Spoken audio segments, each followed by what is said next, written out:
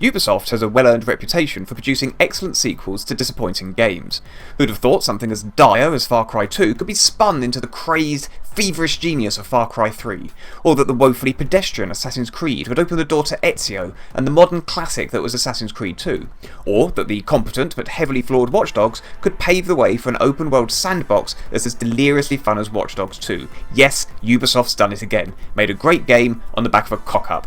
In fairness to Watch Dogs, it was never truly a bad game. While the expectation seeded by the E3 bullshot reel was the source of most of the criticism surrounding the game, the fact is that Watch Dogs' open world never really gelled, and was infested with inconsistencies in the plot, and a strangely uncharismatic central character in the form of Aiden Pierce.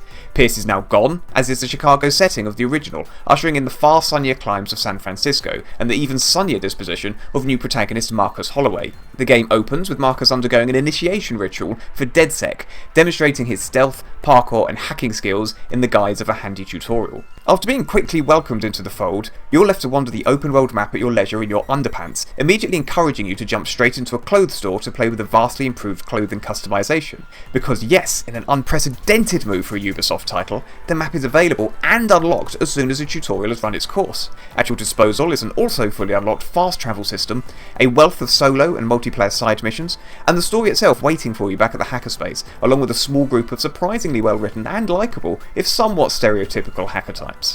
There's Sitara, the sort of but not really love interest, Wrench, the zany grease monkey whose paranoia means he's always wearing an emotive electronic mask, and Josh, the token autistic guy who seems to have been based on an afternoon's research on the Wikipedia page for Asperger's syndrome. Between them, the gang instill a real sense of place and purpose, constantly reminding you of the hacker ideals that are driving DedSec to remedy the ills inflicted against us all by large, evil, money-grabbing corporations. You know, like Ubisoft. The RPG light elements here exist as a tech tree, which can be unlocked using research points. These are rewarded whenever you level up by attracting followers, the justification being that DedSec's followers are donating their processing power to the cause. Followers can be gained by completing the side missions, activities, or the main story.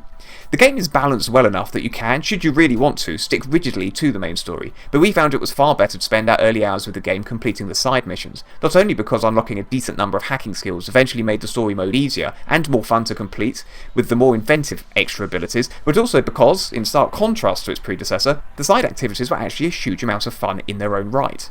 Also improved from the first game is the multiplayer, at least as far as the co-op and invasions go. Much of the game is completable with a co-op partner, and matchmaking is provided for the endless supply of co-op specific missions, which task you with infiltrating enemy bases to complete objectives.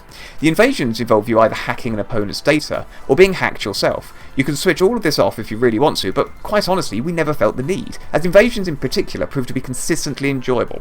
Less successful was the more direct player versus player mode, which casts you as a bounty hunter who needs to take down an opponent.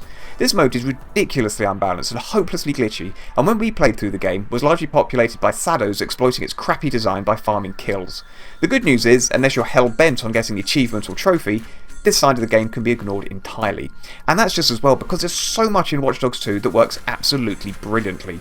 While combat is an option, the game has clearly been designed to be played stealthily, and is always more fun when sneaking around corners, quietly meleeing opponents with a snooker ball and a piece of string, and, of course, hacking the shit out of everything.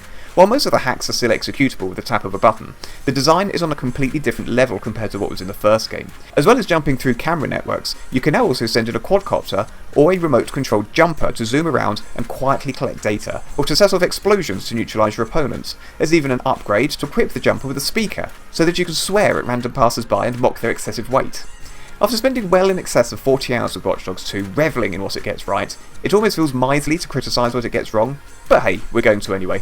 First of all, it wouldn't be a Ubisoft game without coming equipped with a plethora of glitches that range from annoying to outright game-breaking. Despite being patched twice during the time we were playing it, we still laid witness to NPCs running around in the sky, the physics engine killing us without justification, the jumper falling through the bottom of the floor, and the player versus player being incapable of correctly attributing kills.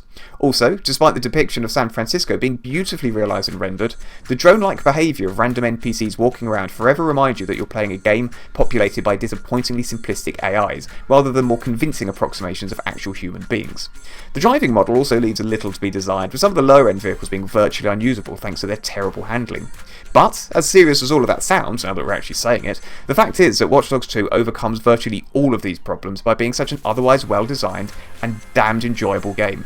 While the hackers themselves may be more reminiscent of the cyberpunks in the movie Hackers than the dark-clothed geeks in Mr. Robot, the hacker ethic is nevertheless evident in the underlying writing and the story itself. The soundtrack too is excellent, with the original tracks written for the game blending electronica with trance in a way that would please anyone who spent far too much time with a copy of Kali Linux. There's even a track from every hacker's favourite, The Prodigy, although it appears that Ubisoft could only afford to license it for one mission.